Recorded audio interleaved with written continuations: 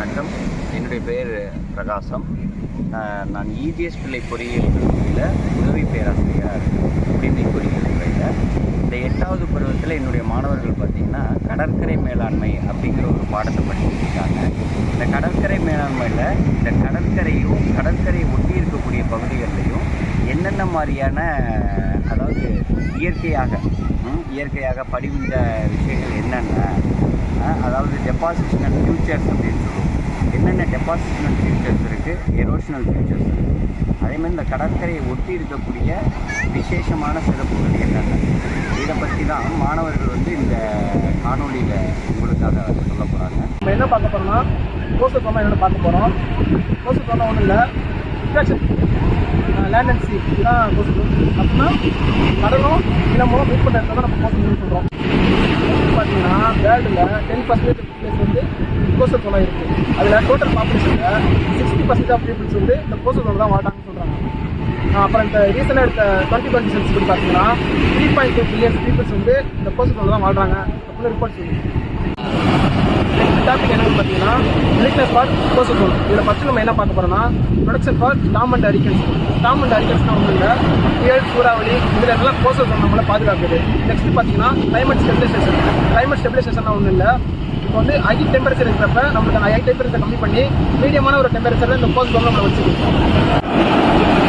லிமிட்டஸில் next என்ன பார்க்க போகிறோம், நம்ம ப்ரொவைட் வேரியஸ் ரிசோர்ஸை பொறுத்த வரைக்கும் இங்கே நம்ம நாகப்பட்டினம் ஏரியாவில் எனர்ஜி, ஃபுட்டு, மினரல்ஸ் இதெல்லாம் கிடைக்கிது. மினரல்ஸை பொறுத்த வரைக்கும் இந்த நாகப்பட்டினம் ஏரியாவில் பார்த்தீங்கன்னா லிக்னைட்டுக்கு மினரல்ஸ் அதிகமாக கிடைக்கிது. ஃபுட்டை பொறுத்த வரைக்கும் ஃபிஷ்ஷு, கிராப்ஸு, இது போன்ற சீ ஃபுட்ஸ் அதிகமாக இங்கே கிடைக்கிது. இதை பொறுத்த எனர்ஜியை பொறுத்த வரைக்கும் பார்த்தீங்கன்னா wind energy, tide energy. Hello friends, I am Hari.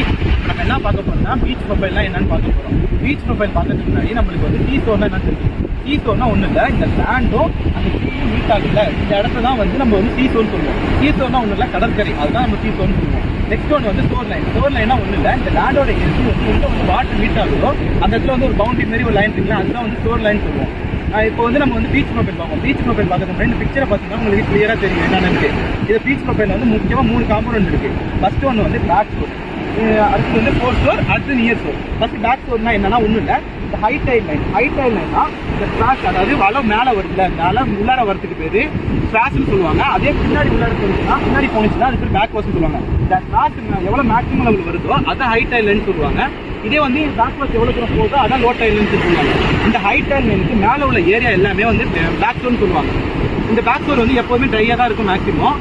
Next one foreshore. ஃபோர் ஸ்டோர்னா ஒன்றும் இல்லை, இந்த ஹை டைல் லைனுக்கும் லோ டைல் லைனுக்கும் இடையில உள்ள ஏரியா இருக்குல்ல, இந்த ஏரியாவை தான் நம்ம ஃபோர் ஸ்டோர்னு சொல்லுவோம்.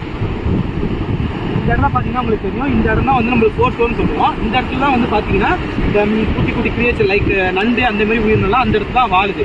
இந்த ஸ்டாக் ஆக்ஷன் எல்லாமே ஃபோர் ஸ்டோரில் தான் நடக்குது.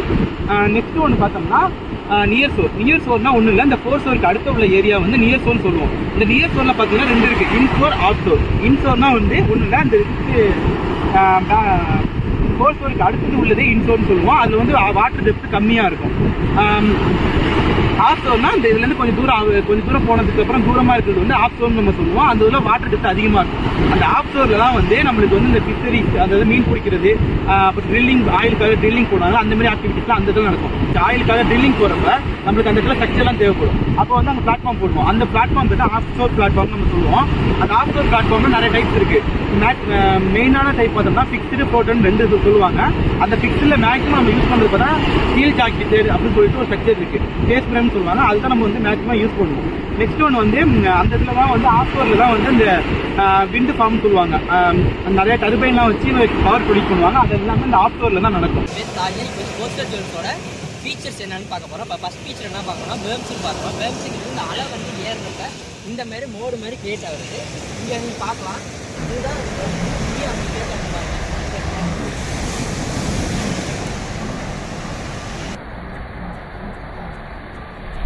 இப்போ கோஸ்டல் ஜோனோட 2வது ஃபீச்சர்ஸ் பார்க்க போகிறோம். அதான் கஸ்ட். கஸ்ட் என்னன்னா இந்த மாதிரி ஃப்ளாஷ் வரப்ப அது போகிறது ஃப்ளாஷு, அதில் பின்னாடி போகிறது பேக் வாட்ச். இந்த ஃப்ளாஷ் வரப்போ ஒரு மாதிரி இரவி கருவாட்டம் கிரியேட் ஆகுது. அந்த மாதிரி கிரியேட் ஆகுது, நீங்கள் பார்க்கலாம். அதுதான் இப்போ நம்மளுக்கு கஸ்ட்னு சொல்கிறாங்க. ஓகேவா? கோஸ்டல் ஜோனோட 3வது ஃபீச்சர் என்னன்னு பார்க்க போகிறோம். அது வந்து பார்ஸை வந்து நம்ம நார்மலாக பார்க்க முடியாது, அது கடலுக்குள்ளே இருக்கும். அது எப்படின்னா நம்ம இந்த வேவ் டைரக்ஷன் இருக்குல்ல, அந்த டைரக்ஷன் வந்து அடிக்கடி சேஞ்ச் ஆகும். அந்த சேஞ்ச் ஆகிறப்போ வந்து கடலுக்கு அடியில் வந்து செடிமெண்ட் ஆகும். அதாவது நிறைய ரிட்ஜஸ் மாதிரி இருக்கும். அதில் வந்து சாண்டு வந்து சப்மெர்ஜாவோ பார்ஷியலி சப்மெர்ஜாவோ செடிமெண்ட் ஆகும். அந்த மாதிரி ஆகுறப்ப இந்த மாதிரி சாண்ட் பார்ஸ் வந்து கிரியேட் ஆகும்.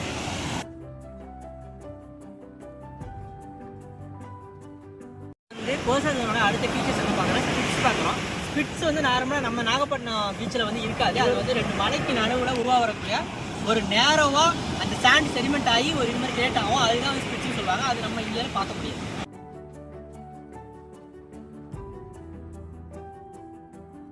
இப்போ வந்து கோஸ்டல் ஜோனோட நம்ம அடுத்த ஃபீச்சர் பார்க்க போகிறோம். அது என்னன்னா ridge and runners. Ridge and ரன்னர்ஸ்னால் சீ வாட்டர்லேருந்து வர வாட்டர் வந்து ஒரு இடத்துல வந்து ரன்னர்ஸ் மூலமாக போயிட்டு தனியாக போய் கேட்ச் பண்ணுற மாதிரி கிரியேட் ஆகிறது தான் ரிட்ஜ் அண்ட் ரன்னர்ஸ். நீங்கள் இந்த பாத்தை பார்க்கலாம். இப்போ வந்து தண்ணி இங்கே இப்போ இல்லை, ஆனால் அந்த பாத்தை நீங்கள் பார்க்க முடியும். தண்ணி வந்து இங்கே வந்து ஸ்டோர் ஆகிருக்கிறது. இதை தான் வந்து ரிட்ஜ் அண்ட் ரன்னர்ஸ்னு சொல்லுவாங்க.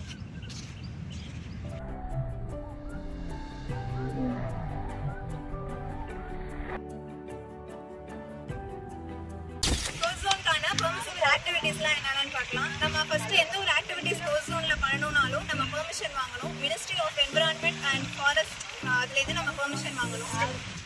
என்னென்ன ப்ராஜெக்ட்ஸ்க்குலாம் பெர்மிஷன் வாங்கலாம் அப்படின்னா அட்டாமிக் எனர்ஜி அண்ட் டிஃபென்ஸ் ப்ராஜெக்ட்ஸ்க்கான கன்ஸ்ட்ரக்ஷன் ஆக்டிவிட்டீஸ்க்குலாம் பெர்மிஷன் வாங்கலாம்.